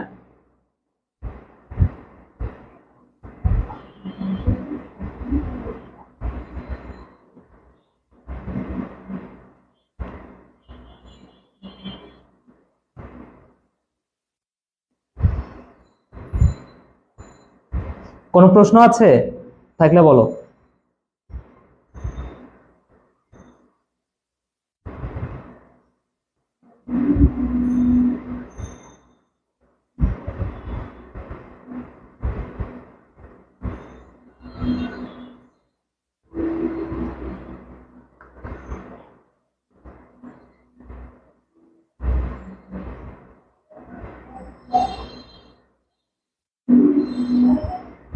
ওকে, ঠিক আছে, প্রশ্ন নাই। ঠিক আছে, না আজকের মতো তাহলে শেষ করে দিই। গুড নাইট, সবাই ভালো থাকো, সুস্থ থাকো। আসসালামু আলাইকুম। ঠিক আছে, আজকের মতো তাহলে শেষ করে দিই। গুড নাইট, সবাই ভালো থাকো।